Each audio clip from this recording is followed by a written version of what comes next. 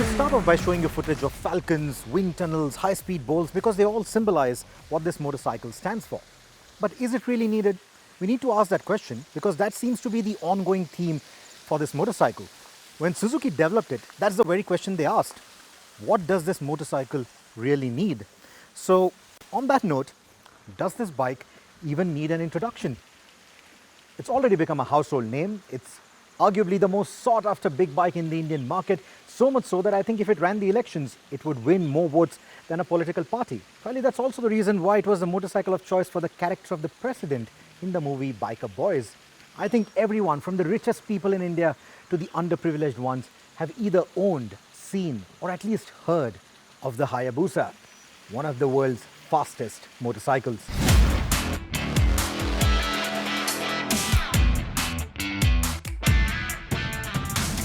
So when the third generation of the Busa was teased, especially with the bronze accents, a color that is a note to the original, the world expected fireworks. But instead, Suzuki passed on to us a reality check that they were themselves greeted with when they set out to develop the new Busa. It was almost impossible to better the motorcycle that already existed. Because you see, the top speed might have made the Hayabusa famous, but what makes it a legend is everything else that it manages with that speed. Reliability, agility, the ability to inspire confidence and instill fear at the same time. I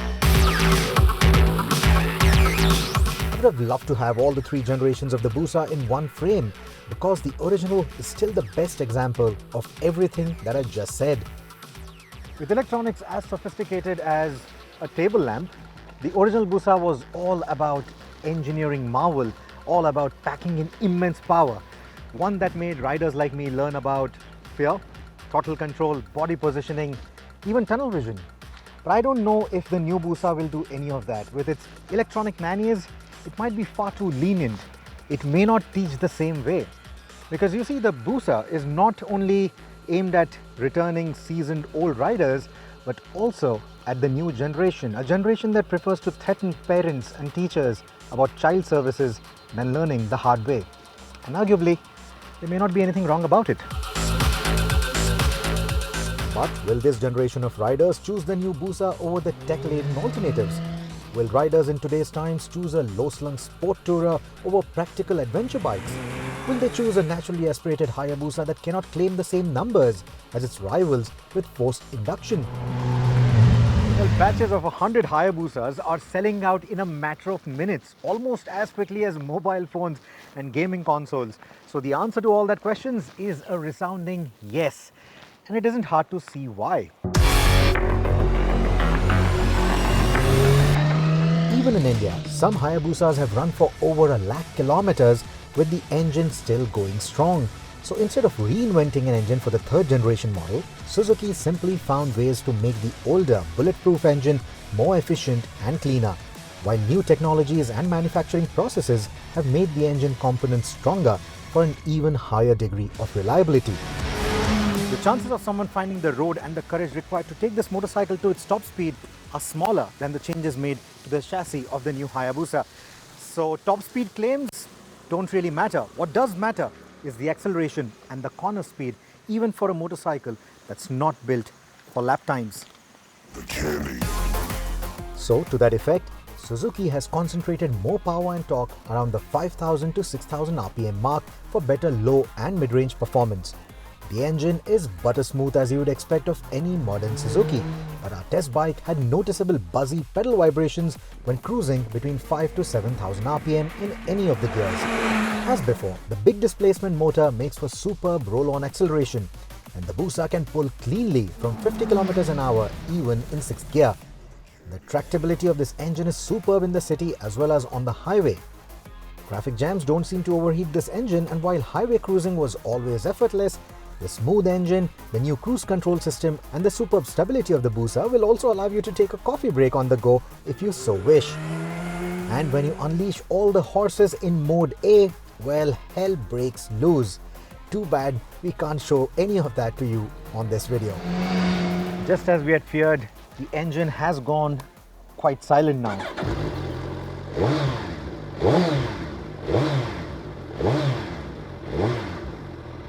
And even as the revs rise, it doesn't really get too loud, and that's exactly what we had feared, but it's a very smooth, beautiful sound of that inline 4 motor. Now Suzuki has also thrown in a launch control module, and one of the simplest that I've ever used.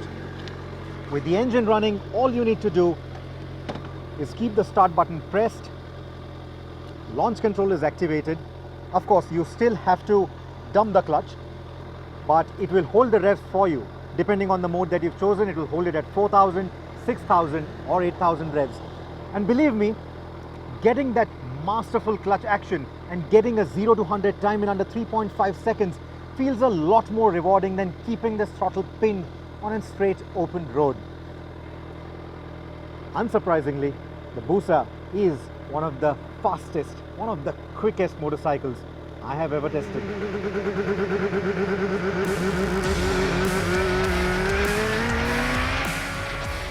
There is a 6-axis IMU that does many things that the previous Busa couldn't, like ensuring that the front wheel doesn't lift frantically under hard acceleration and adding the safety net of a traction control system that is so nice to have in tricky weather or terrain like what you see right now.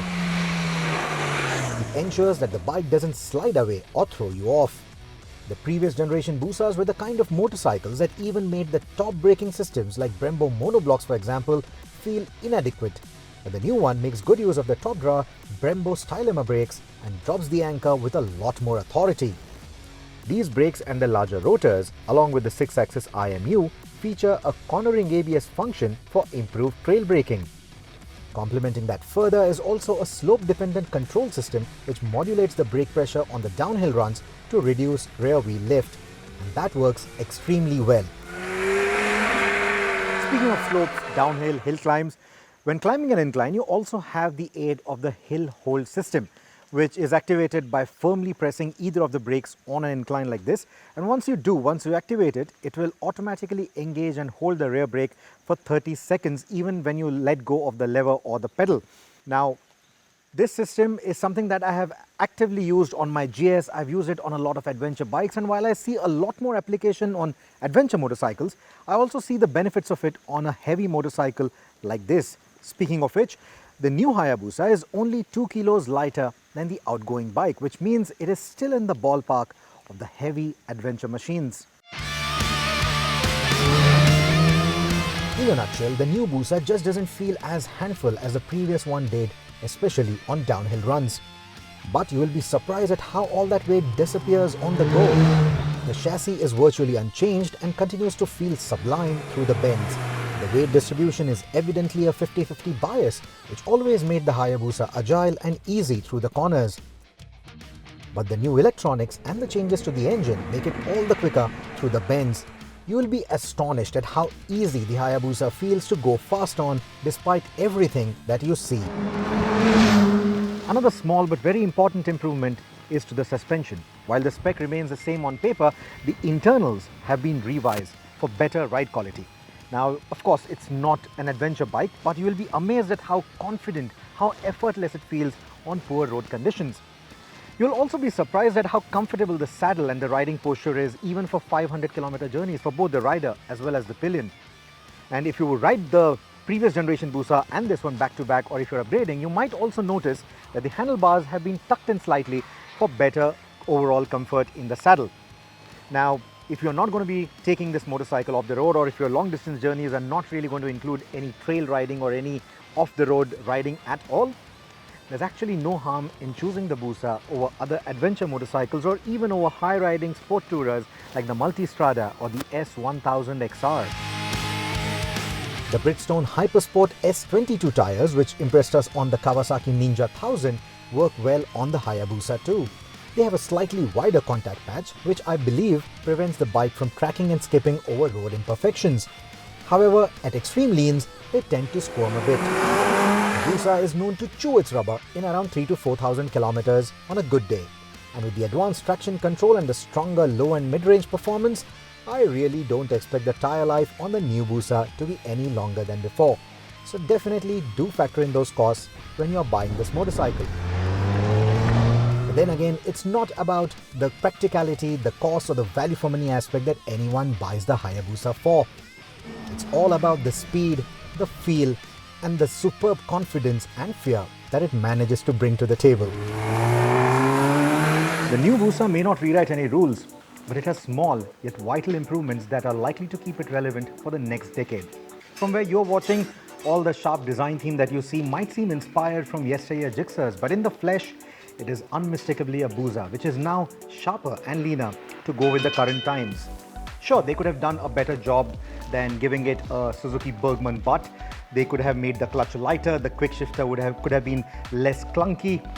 Even the emergency stop lamp should have been retained for India, but this is just me nitpicking. The real complaints, or the only complaint that I've heard from other people, is that it just feels a little too much like the outgoing machine.